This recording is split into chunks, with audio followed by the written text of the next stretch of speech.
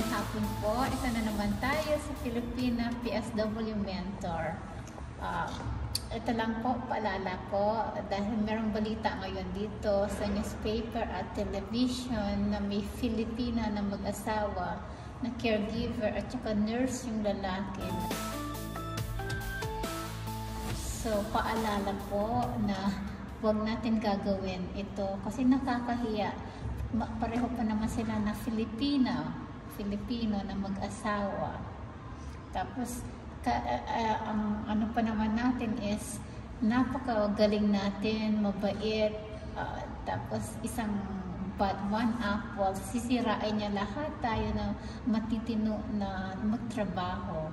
So, paalala lang po, huwag matukso sa mga ganon.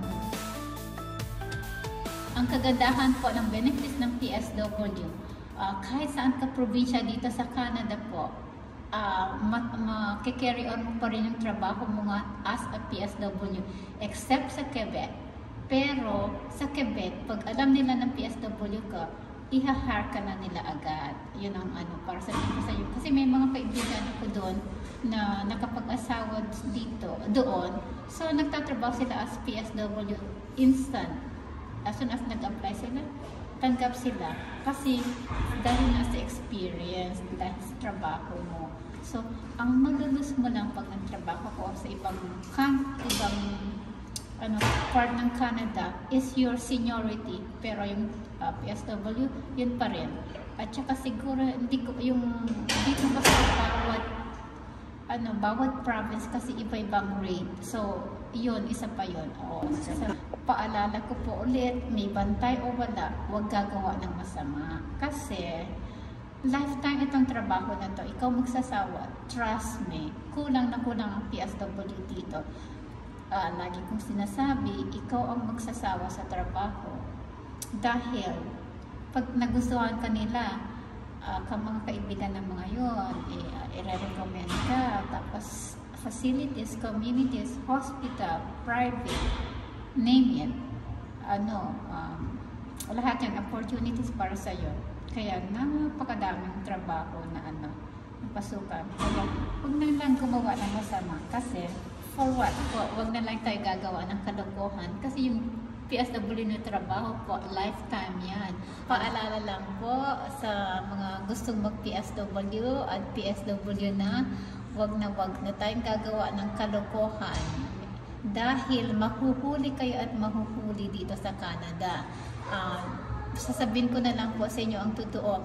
Yung mga seniors, pag nag-withdraw ng mga pera mga yan, at sa dati nilang, na hindi dati nag-withdraw mga yan, ang bangko mismo ang nag-a-alert sa mga pulis at umpisahan na yan na naka-document na yan at umpisahan na yan ng pulis na na bantayan kayo. So tuwing magwi-withdraw yan, naka-monitor na hanggang sa yung bangko mapo-forward sa lahat ng ng mga activities ng bangko sa mga mini-withdraw ng matanda. Kaya sa tingin nyo hindi kayo mahuhuli, hindi. Dito sa Canada, mga bangko, mga pulis, lahat. Respetuhin naman natin po yung mga nauna sa atin. Isa na dito yung late kong pinsan na dati siyang supervisor sa YMCA. Napakadami niyang naipasok doon. So hanga sila. At hindi lang siya, napakaraming Filipino na kahit anong trabaho dito, pag nag-apply sila, tanggap agad sila. Ganon kagaling ang reputation natin. So please, kung meron pa kayong balag, wag naman. Dahil dito, napakadaming trabaho. Masipag tayo, matyaga tayo, hindi tayo mawawalan ng trabaho. Yan ang tandaan nyo. Kaya huwag nyo nang gagawin yun. Kasi nandito na kayo. Ito ng pagkakataon nyo. Ito na may chances kayo na nandito na kayo. May chances kayo na makukuha nyo ang family nyo, mga anak nyo. Bakit nyo pa kayo gagawa ng ng mga kalukuhan? So, dahil kaya kayo pumunta dito para mabago at makatulong tayo sa mga family natin sa Pilipinas. Kaya dito masipag ka lang, wala kang wala kang ang tawag na, hindi ka mababakante. Nababakante dito ang mga tao dahil namimili sila sa trabaho. Pangalawa, hindi sila nagda-drive. Ang una kasi dito is driving dapat marunong ka mag-drive.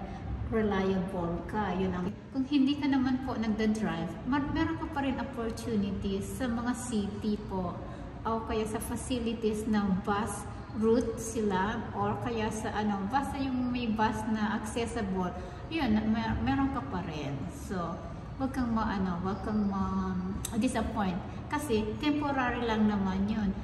As soon as na familiar ka na at meron ka ng confidence, pag-aaral ka na mag-drive para makapag-explore ka. Kaya lang po, wag tayo matukso kung anong nakikita natin sa kliyente natin o pasyente natin dahil mapipili mo lahat naman kung anong gusto mo dito kung may trabaho ka It takes time. Katulad mo, gusto mong mag-ipon, meron kang gusto, nakakapag-ipon naman tayo. Kaya, ganun na lang. Kasi marami kang oras Kayang-kaya mo yan. Marami kang oras na trabaho. Kaya, wag na lang matukso po. Bye ho! Thank you ulit sa panood nyo. Huwag po makalimutan, like, subscribe, at share po yung aking video. Maraming salamat po. Bye!